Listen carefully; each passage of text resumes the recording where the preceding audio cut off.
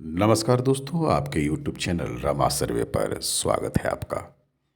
दोस्तों, यदि हम किसी मूर्ख व्यक्ति को जानते हैं तो उससे हमें दूर ही रहना चाहिए। किसी भी मूर्ख व्यक्ति को ज्ञान देने की कोशिश भी नहीं करनी चाहिए।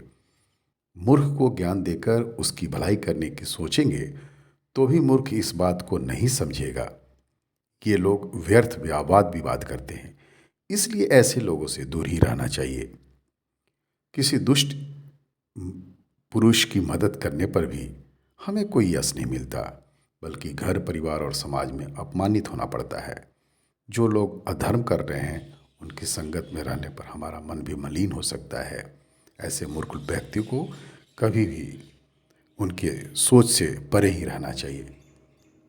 जो व्यक्ति हमेशा दुखी और असंतुष्ट रहता है उसकी संगत भी हमारी परेशानियों को बढ़ा सकती है। ऐसे लोगों का जीवन चाहे कितना भी अच्छा क्यों ना हो जाए, ये हमेशा दुखी रहते हैं। ये लोग दूसरों के सुख से जलन भी रखते हैं और दूसरों को कोसते रहते हैं।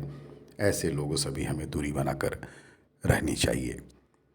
उपदेशो ही मूर्खाणाम प्रकोपाय न शांतये पयःपानम भूजदंडानम केवल विषवर्धनम। मतलब, मूर्खों को दिया गया उपदेश उसी प्रकार उनके क्रोध को बढ़ाने वाला होता है जिस प्रकार सांपों को दूध पिलाने से उनके विष में वृद्धि होती है। जी हाँ मित्रों, इस नीति से जुड़ी कथा के अनुसार किसी जंगल में एक बहुत बड़ा पेड़ था। उस पेड़ पर गौरैया का एक जोड़ा रहा करता था। एक बार जंगल में बहुत तेज बारिश होने लगी। बारिश से बचने के लिए गौरैया अपने बनाए हुए घोंसलों में जाकर बैठ गई।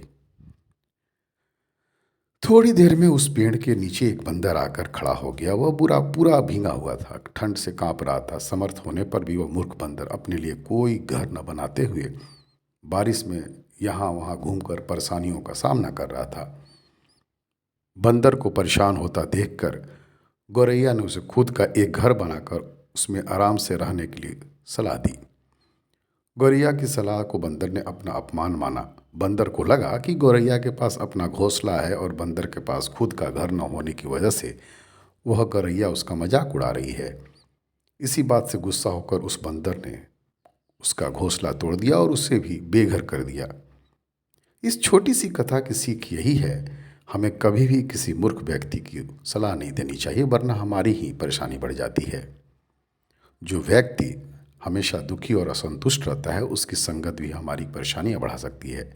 ऐसे लोगों का जीवन चाहे कितना भी अच्छा क्यों ना हो जाए, यह हमेशा दुखी रहेंगे। जी हाँ मित्रों, जब मूर्ख पर बात मैंने शुरू ही की है तो कुछ दूर तक तलक जाए और कुछ सीख दे जाए। ये चंद शब्द मेरी ओर से समाज के चुनिंदा लोगों के लिए है। जब दुनिया अपना अस्तित्व पाने के लिए लड़ रही थी, वह डर रहे थे अपनी आहुति देने में। जब दुनिया खून से इतिहास लिख रही थी, या फिर वह निहायत ही मूर्ख थे, क्योंकि वह नहीं जान पाए कि जिस लहू से यह इतिहास लिखा जा रहा है, यह लहू भी इनका है, और जिस जमी पर लिखा जा रहा है वह भी इनकी अपनी है। फिर मैंने भी खुशी की तलाश में छोड़ दिया भटकना, क्योंकि मैं जान चुका था कि वह अपने लिए खुद जिम्मेवार हैं, क्योंकि जंग पर भी अभी भी जारी है। इतिहास अब भी लिखे जा रहे हैं।